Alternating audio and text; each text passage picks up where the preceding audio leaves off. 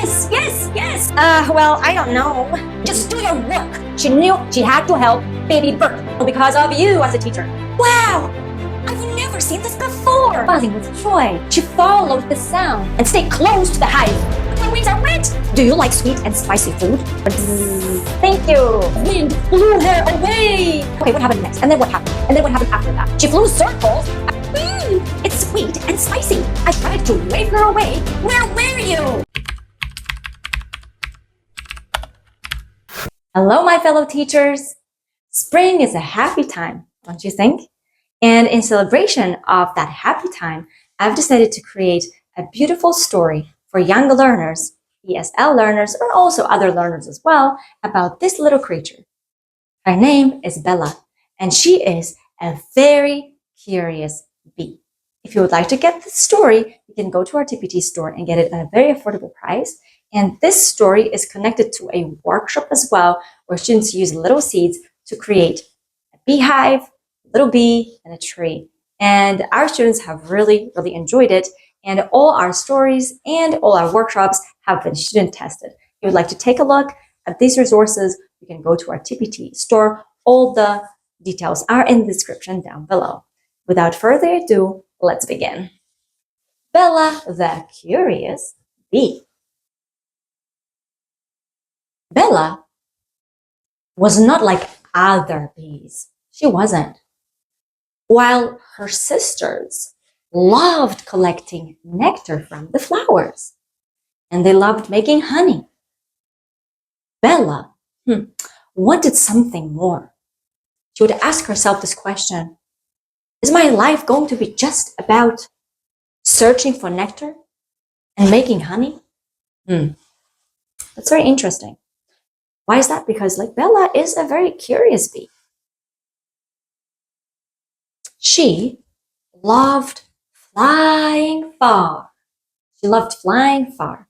By the way, this story is definitely not for A1 level students. This is for A2 level students. You could even give it to students who are at a B1 level, but I wouldn't give it to little babies because it might be a bit too complex for them to comprehend. Okay, so she loved flying far. She loved smelling flowers. Do you like smelling flowers in spring? Do you like flowers anyways? Look at all of these beautiful flowers. I bet that it smells beautiful here. I am really convinced about that. How about you? But the other bees only laughed. Look at these bees. They are laughing at Bella. That's not your job, Bella. Just do your work and stay close to the hive. This is the hive. So that's the thing. Are bees just meant to make honey? Are bees just meant to stay close to the hive? That's not what Bella wants. Bella wants a different life. She is adventurous. But her fellow bees do not think that way. They think this is crazy. One sunny spring morning, Bella looked at the blue sky and whispered, "Today, I explore." Looks like she's got a plan to fly away from her hive. She flew past the hive, over the meadow, and into the unknown. Do you think this is scary? Do you think that flying from what you know is scary? Because she doesn't know what's going to happen. She only knows her life. She knows the hive. She knows that she makes honey. She has her friends. But she's never flown away from her hive. Whoa, this might be a bit scary, is it? You can ask your students how they feel about it. You can ask your students how they feel about her wanting to be adventurous. First, she found a very strange purple flower. Look at her face. She's really surprised because she's never seen a flower like this. Wow! I've never seen this before! I have to taste! It's nectar! That's the thing, right?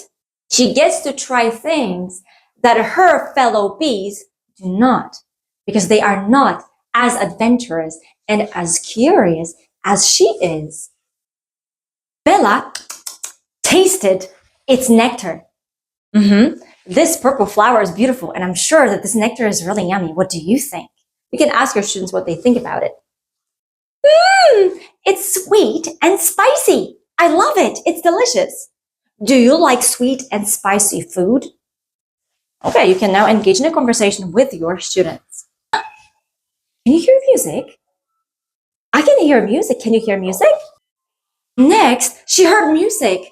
She followed the sound and saw a boy and a girl dancing happily on a path. The girl wore a flower crown. She's got a flower crown. Have you ever made a flower crown yourself? If you have, what flowers did you use to make a flower crown? Once again, you can have a discussion with your students. I have to taste these flowers. So Bella wants to taste the flowers from the flower crown. Yes, because these look really yummy to Bella. As Bella flew closer, a gust of wind blew her away. Oh no, it got really windy, and so she was trying to fly to the flower crown, but a gust of wind blew her away. As you can see, I repeated what I've just read so that students would understand what happened and they would connect certain words with whatever happened in the story. Yes, so a gust of wind blew her away. She's gone. Where is Bella now? You can add some additional questions, even if they're not really here, and you can really add your comments as well, because that makes the whole story more interesting and more engaging to the students and more original because of you as a teacher. Oh no, you see that? Oh, poor Bella. The wind blew her into a tree and she fell in the puddle. She went like this, bam and bam. Oh no, poor Bella. Bella, are you okay? I mean, if your students are okay to do that, you can ask your students to ask Bella how she's feeling. Hi Bella, how are you feeling? Are you okay? Ouch! Oh no, my wings. The wings, she flies using wings, right? My wings are wet because she's in the puddle, right? And this is water, and water is wet. I cannot fly. Oh no, looks like Bella is in big trouble. I think she should have stayed in the hive. Oh, just then, a little boy saw Bella. He saw Bella in the puddle. Do you think he wants to harm Bella or he wants to help Bella? Harm is like doing something bad to Bella. Do you think he wants to harm Bella or do you think he wants to help Bella? So that's, once again, in the story, you can try to introduce some more difficult vocabulary. And by explaining it to them, I'm sure they're going to understand what that means without you having to translate to their native language. So do you think he wants to harm Bella or he wants to help Bella? Another word you can use is hurt. Hurt or harm Bella. But obviously he looks like a very friendly gal. Hello, little bee. Looks like you're in trouble. I can help you. Yes, so the boy wants to help Bella. The boy doesn't want to hurt or harm Bella. As you can see, I repeated the word hurt and harm more than once so that it actually sticks in their heads. Actually, for your ESL students to remember a word, it needs to be repeated, this is just an average amount, 50 times. That's why it's so crucial to repeat the words over and over again as much as possible, of course, without getting them tired. You just have to find that little balance, that little sweet spot. Okay, so look, Bella is now on a leaf, but Bella still looks scared because she cannot fly and her wings are what? Yes, her wings are wet. He gently picked her up with a leaf. He didn't want to hurt Bella. He wanted to help Bella. That's why he used a leaf, because she is very small and she's very fragile. Fragile, which means that, like, you know, he could hurt her very easily. if he picked her up with his hands. Don't worry, little bee. You will be okay. He placed her on a rock in the sunshine and waited. Bella rested. And the boy smiled.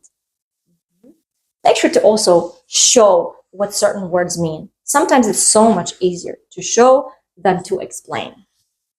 Your wings will dry in the sunshine. Yes, because her wings are wet with water and the sun is going to dry it.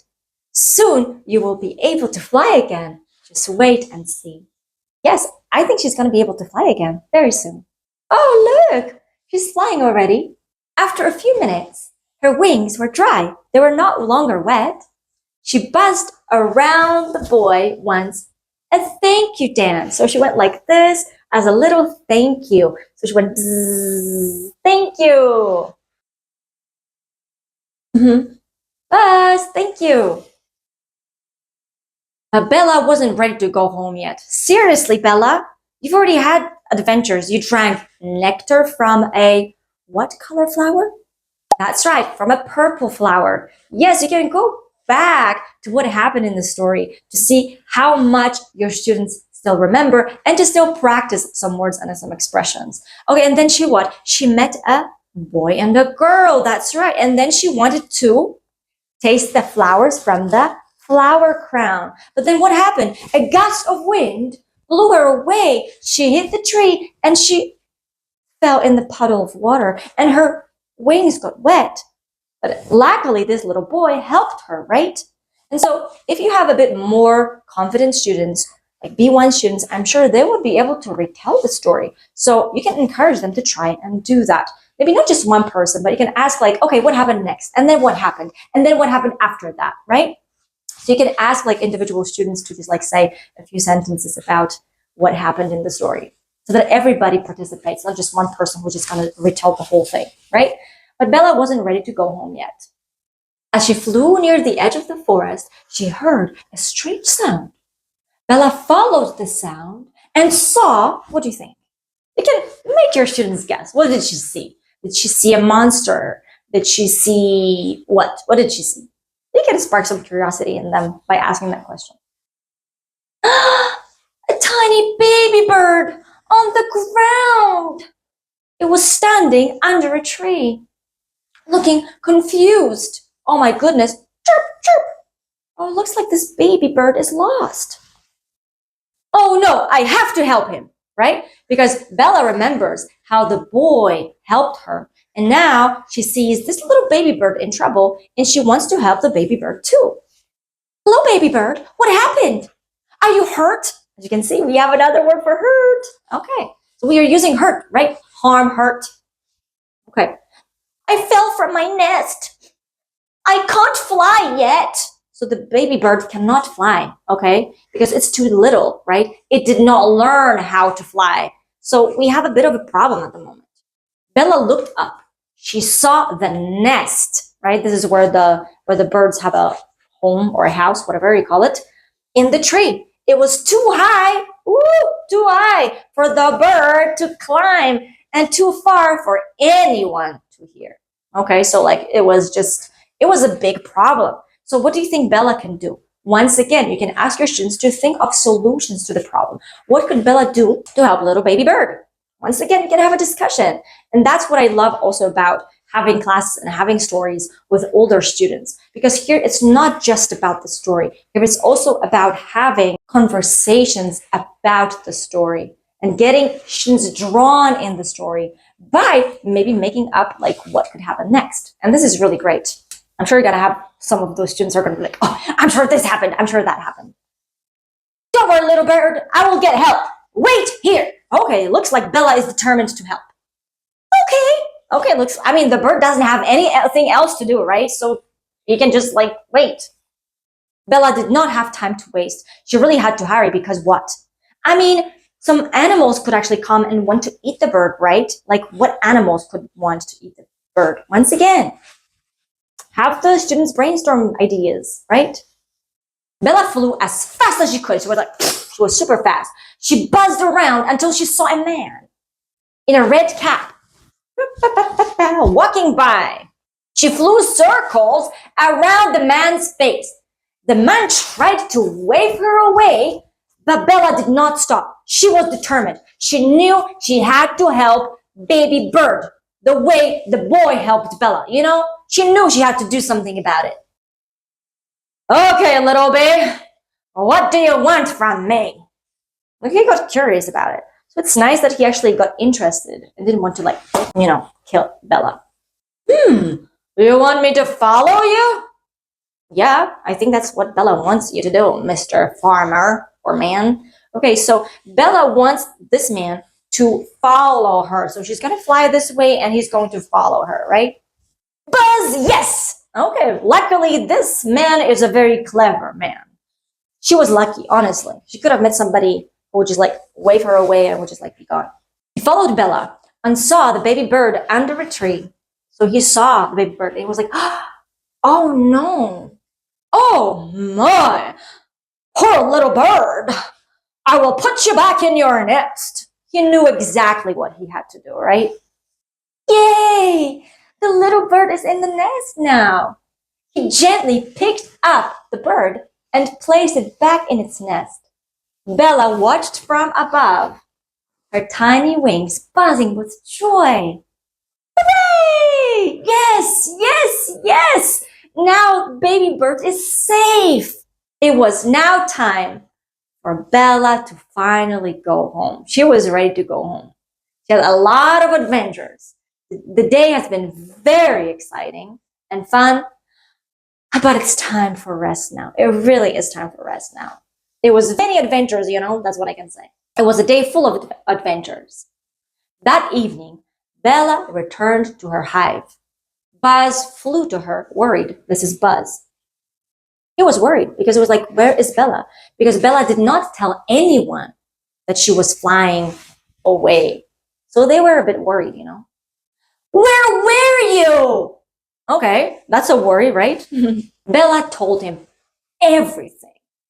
The flowers, the music, the puddle, the boy, and how she helped the baby bird. All of it. She told him everything, and she was so excited about it. And look, we've got the queen here. And the queen listened quietly, and then she smiled. She heard the whole story. She heard about Bella's adventures. Bella, you flew where other bees would not fly.